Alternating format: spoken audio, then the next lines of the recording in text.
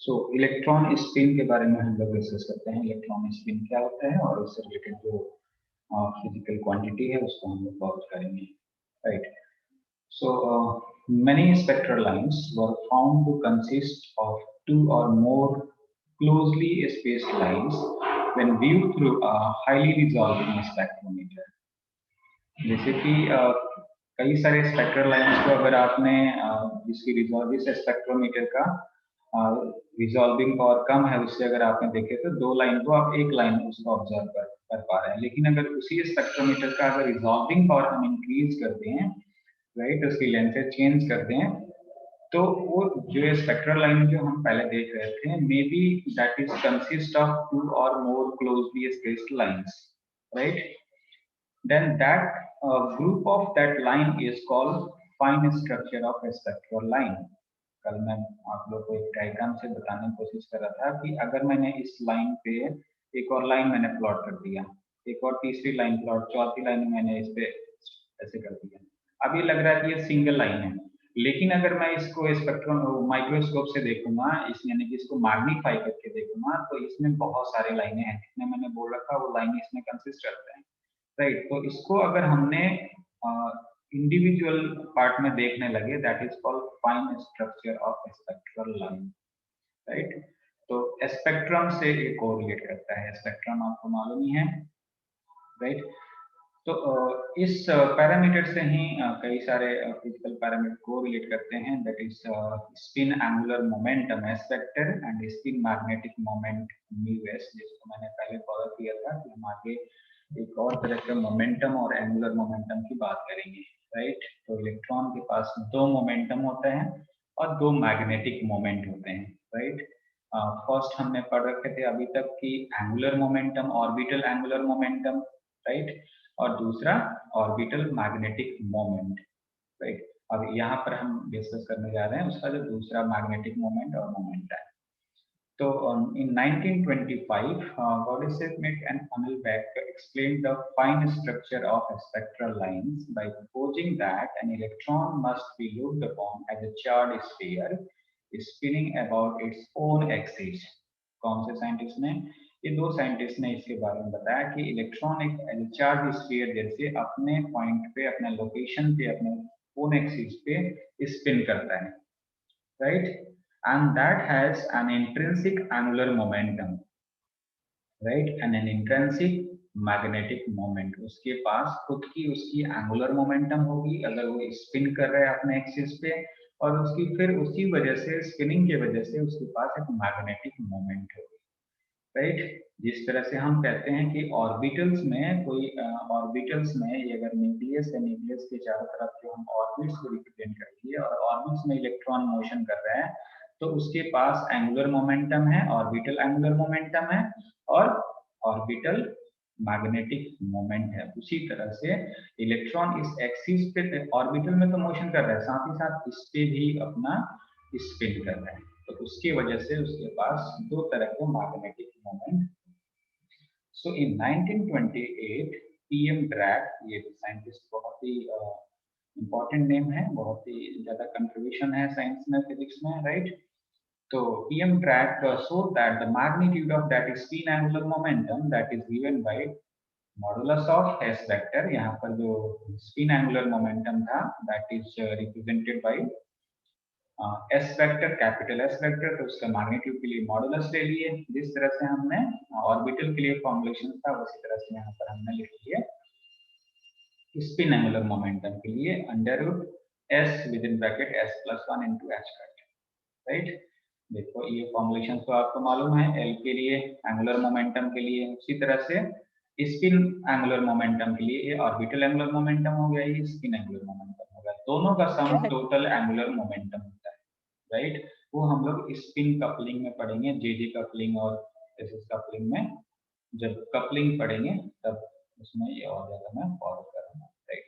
So what is S, small S here, S is the spin quantum number. इस तरह से यहाँ पर ये ऑर्बिटल क्वांटम नंबर था, उसी तरह से यहाँ पर s जो है spin quantum number, and the value of s is 1/2।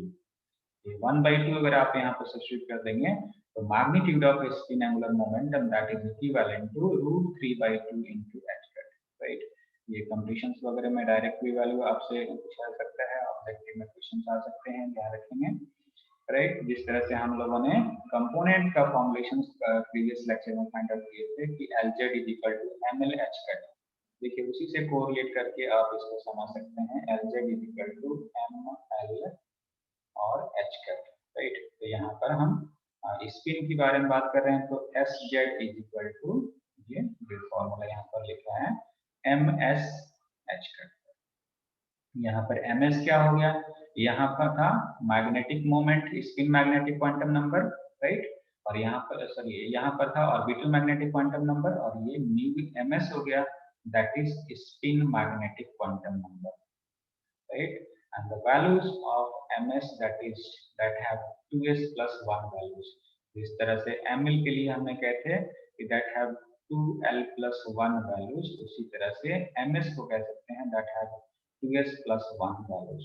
तो s की वैल्यू हमें मालूम है, यहाँ पर s की वैल्यू कितना था 1/2, तो 1/2 रख देते हैं, तो दैट विल गिव यू 2, यानी कि ms की वैल्यू होगी ms is equal two plus minus s, यानी कि plus ms is equal two plus half by 2 and minus half by 2, इस तरह से हमने ml की बात की है, राइट। तो ये इंपॉर्टेंट ध्यान रखिएगा कि s की जो ms की वैल्यू जो हम कह रहे हैं कि ms is equal to basically plus minus 1/2 कैसे है, right, because ms can have 2s plus 1 values and s is equal to 1/2। तो इसकी फिर वैल्यू हम SZ की वैल्यू कैलकुलेट कर लेते हैं। SZ की वैल्यू क्या हो जाएगी, यहाँ पर ms की वैल्यू अगर हम सब्स्टिट्यूट कर देंगे plus minus 1/2, so SZ will be the component of S vector along magnetic field, that means parallel to z direction, that is SZ is equal to plus minus 1/2 h cut. So the spin magnetic moment of the electron is given by spin magnetic moment का formulation हम उसी तरह से लिख सकते हैं। देखिए मैंने साथ ही साथ इसमें जो स्टैंड मेंशन कर रखा है कि हमने यहाँ पर ऑर्बिटल के लिए ऑर्बिटल मैग्नेटिक मोमेंट का फॉर्मुलेशन ट्राई कर रखे हैं, राइट। यहाँ पर L आता है ये ऑर्बिटल में, राइट, इसी के रेशियो को हम जाइरोमैग्नेटिक रेशियो कहते हैं। तो यहाँ पर जो स्पिन मैग्नेटिक मोमेंट है of the electron, that is μs is equal to -2e/2m into s vector, right। ये स्पिन एंगुलर मोमेंटम हो गया, ये मास ऑफ इलेक्ट्रॉन, ये चार्ज ऑफ इलेक्ट्रॉन, राइट, यानी कि ये जो μs वेक्टर है और s वेक्टर है that is opposite in direction, right. the minus sign indicates that μs is opposite in direction to s vector। तो यहाँ पर हम इसकी जगह इंट्रोड्यूस कर सकते हैं that is spin ji factor, right, इसको लैंडी फैक्टर कहते हैं, जिसको स्पिन के लिए 2 हो जाता है और ऑर्बिटल्स के लिए 1 यहाँ पर हमने मेंशन रखे हैं। μs vector is equal to -GSE/2m into s vector, right, where GS is equal to 2 and that is called spin G factor of an electron। तो ये दो वैल्यू हमने यहाँ पर मेंशन कर रखे हैं, spin ji factor and orbital ji factor. ये ध्यान रखिएगा कि स्पिन जी फैक्टर 2 होता है इलेक्ट्रॉन के लिए एंड ऑर्बिटल जी फैक्टर 1 होता है इलेक्ट्रॉन के लिए, राइट। तो ये सब पॉइंट्स आपको ध्यान रखना है। So the magnitude of the spin magnetic moment that is given by, just इसको मॉडुलस ले लिए तो नेगेटिव साइन जो हुआ यहाँ से कैंसिल आउट हो गया, मॉडुलस में साइन यहाँ पर एग्जिस्ट नहीं करेगा, राइट। तो ये हमारे पास वैल्यू आ गई μs is equal to 2 into e/2m और s की value √3/h cut, right. s की वैल्यू कहाँ से आ गई, √3/h cut, modulus of s ये हमने यहाँ पर कैलकुलेट कर रखे हैं, आप चेकआउट कर लीजिए एक बार।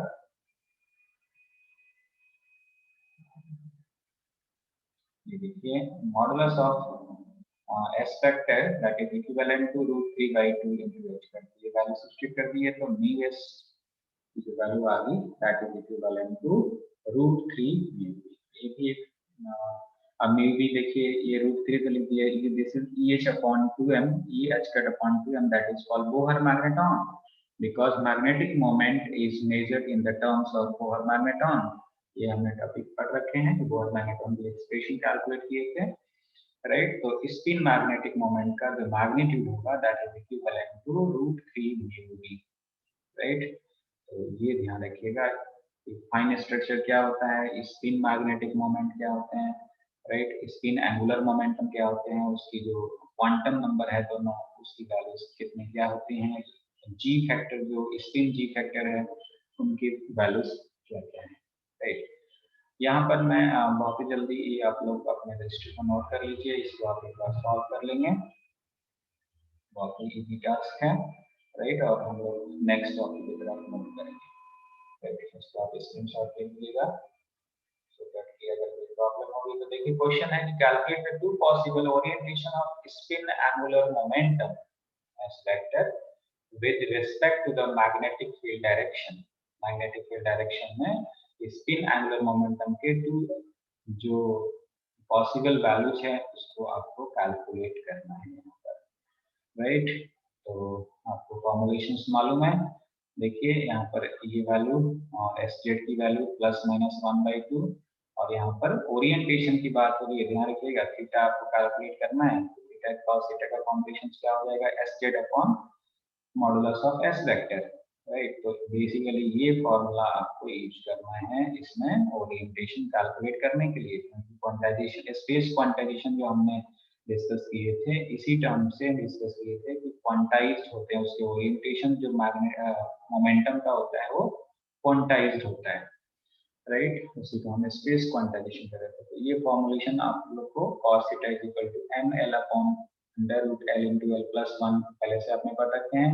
यहाँ पर स्पिन एंगुलर मोमेंटम के लिए बात कही जा रही है, तो स्पिन के लिए यहाँ पर जस्ट सबस्क्रिप्ट में ऐसे यूज करेंगे, यहाँ पर ऑर्बिटल क्वांटम नंबर की जगह स्पिन क्वांटम नंबर आप यूज करेंगे, राइट। तो ये वैल्यू सब्स्टिट्यूट करके ms की जो वैल्यू है वो सब्स्टिट्यूट करके और ये वैल्यू आप थीटा की ओरिएंटेशन की वैल्यू कैलकुलेट कर सकते हैं। फर्स्ट वैल्यू आ जानी है 1/√3 एंड सेकंड की वैल्यू 1/√3 आ जाएगी, राइट। तो उसको आप यहाँ पर इस तरह से रिप्रेजेंट कर सकते हैं, इस तरह से हमने यहाँ पर रिप्रेजेंट किए थे ऑर्बिटल वाले को, देखिए यहाँ पर उसी तरह से यहाँ पर स्पिन को भी रिप्रेजेंट कर सकते हैं, राइट। तो इसको कंप्लीट कर लीजिए। So next topic is Stern गेरलैक एक्सपेरिमेंट। स्टर्न गेरलैक का दो साइंटिस्ट हैं जिन्होंने मिलकर 1921 में एक्सपेरिमेंट परफॉर्म किए to study the behaviour of atoms in non homogeneous magnetic fields, and they also verify the space quantization of spinning electron and quantized magnetic moments। देखिए मतलब बहुत सारे इससे आपको डेटा मिला, ऐसा नहीं कि हम लोग को मन में जो भी आइडिया आ रहा है उसको हमने रिसर्च पेपर में पब्लिश कर दिए, थियोरेटिकल आइडिया दे दिए और वो ऐसे ही मतलब अप्रूव हो गया, नहीं, उस पर एक्सपेरिमेंटल साइंटिस्ट जो है उस पर वर्कआउट करेंगे और उसको फिर प्रूव करेंगे कि जो आपने आइडिया दिए वो सही कितना % है और गलत कितना है ना। क्या पता वो टोटली गलत हो सकता है, क्या पता वो 100% सही हो सकता है, राइट। तो हर एक चीज का आइदर एक्सपेरिमेंट हो गया, एक्सपेरिमेंट को इस चीज पे परफॉर्म हो गया और उस पर थ्योरेटिकल कॉन्सेप्ट नहीं है, तो थ्योरेटिशियन जो होंगे साइंटिस्ट उसको थ्योरेटिकली भी प्रूव करेंगे कि थ्योरेटिकल ऐसा मैथमेटिकल आपका कॉन्सेप्ट होगा तभी आपका एक्सपेरिमेंट सही है, अदरवाइज वो गलत है, ठीक है। तो दोनों पहलू से ये प्रूव हो जाता है। तो जब भी हमने यहाँ पर स्पेस क्वांटाइजेशन की बात किए थे कि स्पिन करता है इलेक्ट्रॉन और ये इलेक्ट्रॉन अपने ओन एक्सिस पे स्पिन करने की वजह से उसके मैग्नेटिक मोमेंट्स उसके पास होते हैं, स्पिन मैग्नेटिक मोमेंट, और उसके पास एंगुलर मोमेंटम होता है, स्पिन एंगुलर मोमेंटम, राइट।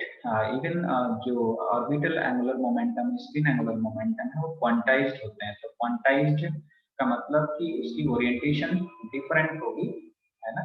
तो जिसको हम कहते हैं स्पेस क्वांटाइजेशन। तो इन सारे चीजों को स्टर्न गेरलैक एक्सपेरिमेंट में एक्सप्लेन किया गया कि किस तरह से ये क्वांटाइज्ड होते हैं, राइट। और बेसिकली कि इसमें इनका मेन तो ये था कि अगर किसी हम एटॉमिक सिस्टम को किसी नॉन होमोजेनियस मैग्नेटिक फील्ड में रखते हैं then what will happen, right. तो उससे फिर कई सारे पैरामीटर साथ ही साथ हमें एक्स्ट्रा मिल गए एक्सपेरिमेंट्स में, राइट, तो इसको डिस्कस करते हैं, इसके एक्सपेरिमेंटल अरेंजमेंट को और इसके थ्योरी को बॉदर करते हैं कि क्या होगा जब किसी एटॉमिक सिस्टम को हम मैग्नेटिक फील्ड में नॉन होमोजेनियस मैग्नेटिक फील्ड में प्लेस करेंगे।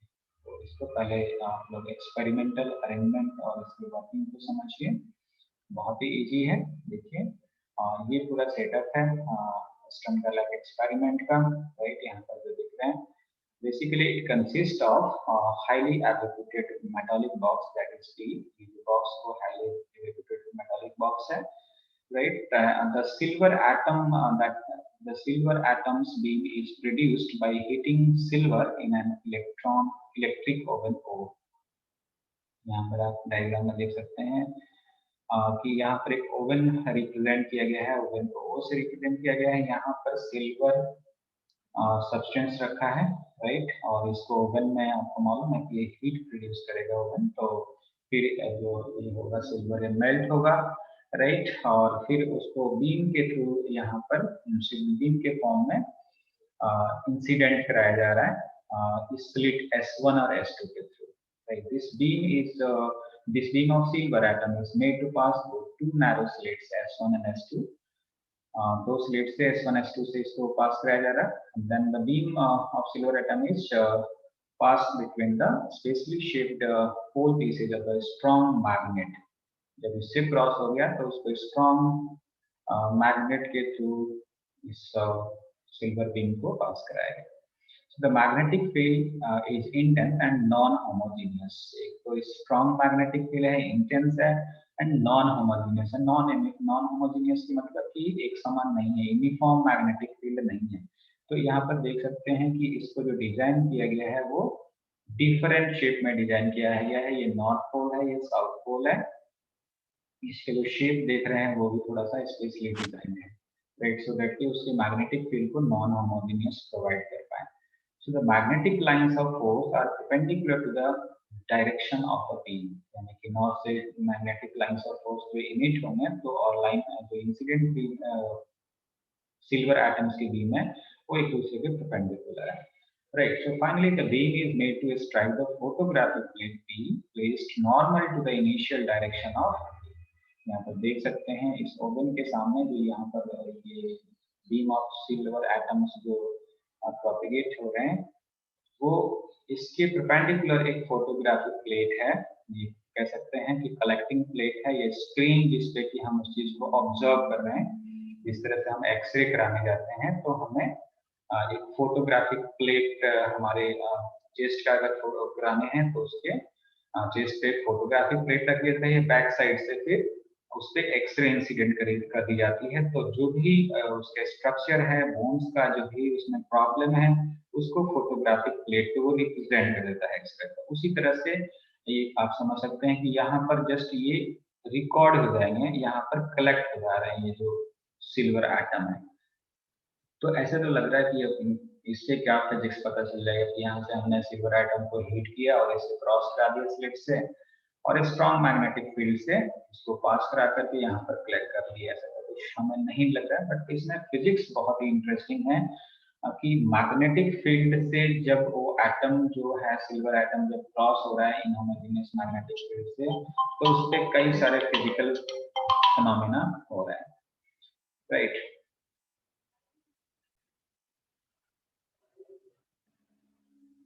So the beam is made to strike the photographic plate placed normal to the initial direction of the beam। यानी कि इनिशियल डायरेक्शन तो ये है, उसके जस्ट इसके पैरेलल जो क्या कहते हैं मैग्नेटिक फील्ड के पैरेलल रखा गया है, राइट, और इसके जस्ट परपेंडिकुलर है। But when there is no magnetic field, a fine line is open on the photographic plate due to the deposition of silver atoms। जब कोई इस पे मैग्नेटिक फील्ड नहीं इसमें हमने प्रोवाइड किए तब इस पे जो प्लेट P है उस पे एक इस तरह से यहाँ पर देख सकते हैं इस तरह से एक जस्ट लाइन वहां पर अपीयर होगा। When a non-uniform magnetic field is applied, the beam splits up into two components, one on either side of the original line।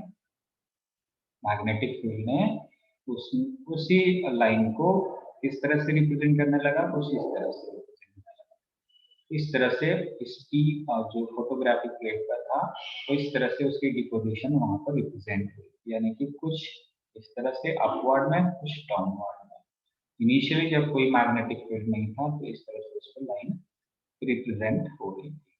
तो इसके पीछे क्या रीजन है कि ऐसे मतलब डिस्प्लेस हो गए कि हम जैसे ही non uniform magnetic field provide किए तो जो एटम था वो डिस्प्लेस हो गया अपने इनिशियल लोकेशन से, यहाँ लोकेशन से डिस्प्लेस हो गया, यानी कि पॉजिटिव वे में भी और निगेटिव वे में हम कह सकते हैं। यहाँ पर स्क्रीन जो है कलेक्ट हो रहा है यहाँ पर एटम, यानी कि जिस तरह से नहीं कहते हैं कि वो इंटरफेरेंस फ्रिंजेज जो पड़े थे कि तो सेंट्रल था और सेंटर से फिर कहाँ पर ब्राइट फ्रिंजेज बना और फिर डाउनवर्ड डायरेक्शन में, तो कुछ उस तरह से। तो यहाँ से जो एटॉमिक सिस्टम आ रहा है किस तरह से वो मैग्नेटिक फील्ड की वजह से डिस्प्लेस हो रहा है, वो यहाँ पर रिप्रेजेंट हुआ, राइट।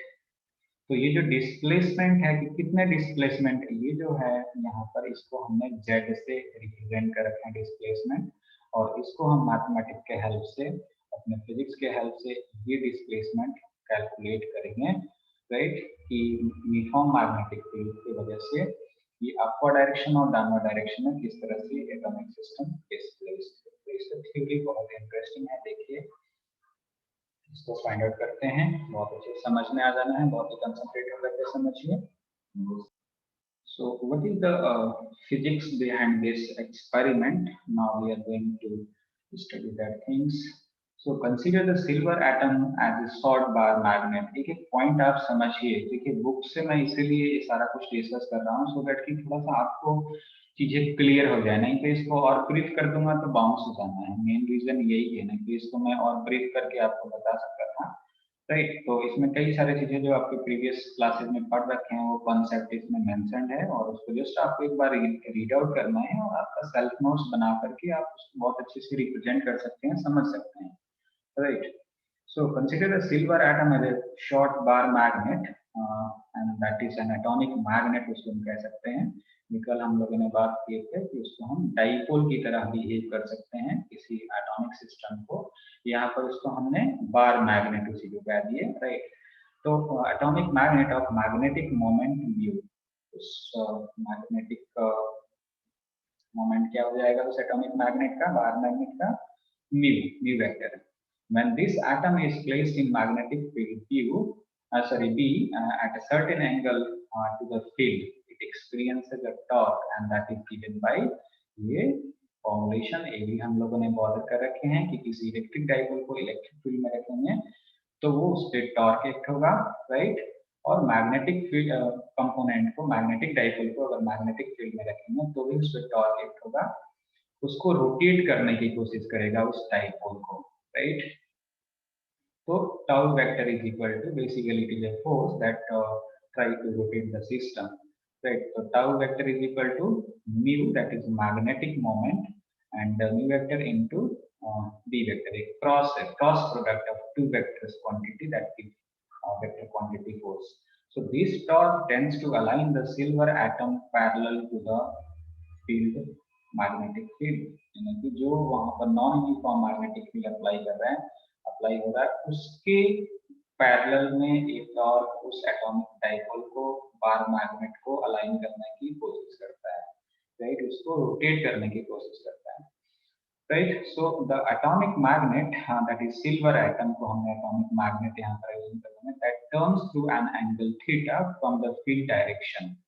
फील्ड डायरेक्शन से जो एटॉमिक मैग्नेट था वो थीटा एंगल टर्न हो गया, that means कि वो डिस्प्लेस हो गया, then it possesses additional energy and that energy is known as potential energy, क्योंकि उसमें डिस्प्लेसमेंट आ गई एक तरह से, राइट। तो पोटेंशियल एनर्जी हम मैग्नेटिक फील्ड का हमने कैलकुलेट कर रखे हैं, ये सारा कुछ आपने +2 में मैग्नेटिक फील्ड वाले चैप्टर में पढ़ रखे हैं, राइट। ध्यान आ रहा होगा कि पोटेंशियल एनर्जी का डेरिवेशन आपने कर रखे हैं minus mu vector dot b vector, right. It is a scalar quantity, potential energy is a scalar quantity, right, and it is a dot product of two vector quantity, that is magnetic moment and magnetic field, right. So dot product of two vectors, that is a dot b is equal to ab cos theta, ये भी मालूम है, तो ये just ab cos theta हो गया, right. So next step पे इसको पोटेंशियल एनर्जी का हमने कैलकुलेट कर लिए। एक आपने फर्स्ट ईयर में आपने पता किया हमें the force is the negative gradient of potential energy, F is equal to, ये आप याद रखिएगा ऐसे, F is equal to minus del Q, right. ये फॉर्मुलेशन आपने पढ़ रखे हैं। डेल ऑपरेटर है, पोटेंशियल एनर्जी है, ये फोर्स है, इसे आप कंजर्वेटिव फोर्सेस के बारे में भी बात करते हैं, राइट। तो उसी फॉर्मुलेशन से, क्योंकि मैग्नेटिक फील्ड हमने जेड डायरेक्शन में अप्लाई कर रखे हैं, तो ये फोर्स यहाँ पर हम बात करेंगे, that force is in Z direction, that Fz is equal to minus del E upon del Z, right. यहाँ पर ध्यान रखिएगा कि ये डायरेक्ट हमने यहाँ पर लिख दिए। जब आप इसका ग्रेडियंट कैलकुलेट करेंगे, जैसे म्यू वी कॉस थीटा है, तो यही वैल्यू आना है, राइट। तो यू की वैल्यू हमने जो वहाँ पर प्रीवियस पेज पे जो रिप्रेजेंट की यहाँ पर सब्स्टिट्यूट कर दी है। Negative mu v cos theta था, राइट, तो नेगेटिव नेगेटिव पॉजिटिव हो गया, राइट। तो mu cos theta and del v upon del z, right. तो यहाँ पर फोर्स हमने कैलकुलेट कर लिया। बहुत ही फास्ट, विद इन 3 इयर्स ये डेरिवेशन कंप्लीट करने जा रहे हैं, राइट, क्योंकि ये लेक्चर ओवर हो जाएगा, डिस्कनेक्ट हो जाएगा, राइट। तो बहुत ही इजी है, देखिए आपको एक्सेलरेशन, मान लीजिए कि m is the mass of the silver atom, capital M, and the acceleration produced in it, that is given by basic formula equal to msa, acceleration is equal to f upon m, और z की value ये substitute कर दिया, right, ये z की value आ गई, right, upon m हो गया। देखिए if L is the length of the path of the beam to the magnetic field, then the time taken by the beam to travel through the field, that is t is equal to time is equal to distance upon speed. Therefore, the displacement of the silver atom along z axis on coming out of the field, that is given by z is equal to s is equal to ut plus half at square के formulation से s is equal to यहाँ पर हमने z रख दिया, initial velocity इसके speed 0 था, तो जस्ट हाफ at स्क्वायर, तो एक्सीलरेशन की वैल्यू यहाँ पर रख दिया, टाइम की वैल्यू सब्स्टिट्यूट कर दिया ये, राइट। तो ये फॉर्मुलेशंस आ गए, राइट। तो z is equal to this one. ऐसे तो यहाँ पर हमने यहाँ से यहाँ तक भी एग्जामिनेशन में काम से जाना है, और भी थोड़ा सा इसमें एडवांस कर सकते हैं आप लोग। देखिए Maxwell law of distribution of velocity formulation आपने पढ़ रखे हैं टेम्परेचर के टर्म में, that is under 3 kT upon m, right. ये बोल्ट्जमैन कांस्टेंट है, T टेम्परेचर है और ओरिजिन है, तो इस वेलोसिटी का टर्म भी यहाँ पर आ रहा है, यहाँ पर v की वैल्यू हम सब्स्टिट्यूट कर सकते हैं, then we will get the displacement along z direction, that will mu L square cos theta upon 6 kT into del v upon del z, and this is the equation of maximum displacement of the silver atom at the center of the trace v।